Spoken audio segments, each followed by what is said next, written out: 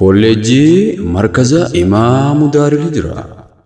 ملتو في متي ملتا كم نكنجرو كوليجي مركز إمام دار الهجرة مقالا مساف مسوما تناتي بوفة المديني كنتاتي مقالا علي كيسة دقا بورا إسا إدو دكتوروني دايواني في علماؤني أكسوما سيوني سينا في ساينسي غرغر أرغمانيتي وتبجي صدوما بركوما لما أفكرتو كوكاياتي غم إجار سيساتي انكولولي سلما بركوما لما أفكرا فركنتر كامفتي كوليجي چي غمو أبا دربي شني کرشي ميلين شنتمي لما نجار سيسا جلقبه غمو دربي أبا توكو تمره ABC سورة أرغما مال كنكوفا كوليجي چي برتو تيسا هايو تچچمو غهم صاف دندي tiga kabanin university madola bura de devise barsisuda konkolata ummata harawa karshi milen afuri fi kuma dibba saddeti imbite e baf ko pesera dalota be kum salmi dini ti madrasa gonfate barnota science if technology dabalate adunya wajin gara fula dura tarkan fatora chuda karra karora dera bananne dalaf dalcha wallalumma senaf dabarsine latudaf muddi jabe fanne tarkan fi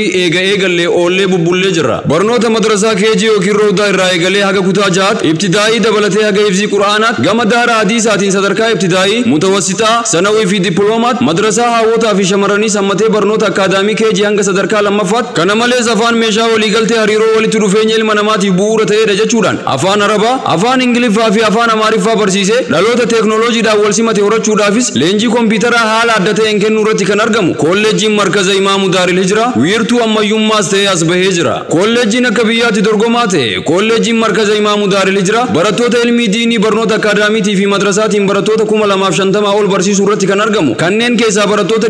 268 barsiisota ga'umsaaf muuxannoo yeroo dheeraa qabaniin barsiisaa ture eebbisiisuudhaaf guyyaa qabatee paagmee 4 yookiin guyyaa sanbata xiqqaa wal argaan teenya magaalaa alii haa taatu jechaa jira eebba kana irratti maatii barattootaatiif hawaasa naannichaa dabalatee jila doktara kabajaa Sheek Hajji Ibrahim Tufaa pirezidaantii mana marii Itoophiyaatiin durfamu jila Sheek Jamaal Muusaa Jiloo pirezidaantii mana marii muslimtoota Oromiyaatiin durfamu jila Ustaaz Raayyaa Abbaa Machaatiin durfamu hooggansa mana marii muslimtoota gandaa hanga godinaatti jiran dabalatee qaamolee mootummaa sadarkaadhaan jiranis hammatee jila dhaabbilee misoomaatiif abbootii qabeenyaa garagaraa godina baaleetiin durfamu kana malees itti gaafatamaa majlisa magaalaa Finfinnee Sheek Sultaan Amaan itti gaafatamaa fatwaa Itoophiyaa akkasumas itti aanaa fatwaa Afrikaa Dr. Jeylaan Kadir itti gaafatamaa fatwaa Oromiyaa Dr. Kamal Galatu mudiira markaza Ansaar Sheek Abdul Latif Hasan Dr. Samhar Takle Dr. Muhammad Sali Ustaz Abubakar Ahmad Ustaz Sufyan Usman Ustaz Badru Hussein Ustaz Yasin Nuru Ustaz Haidar Kadir Ustaz Jamal Ali Sheek Said Yasin fi keessummoonni gurguddoon akka biyyaatti jiran hedduun kan irratti argaman yoo ta'u kana cinaatis miidiyaaleen gurguddaan addunyaa biyya keessaa fi biyya alaa kan irratti hirmaatanidha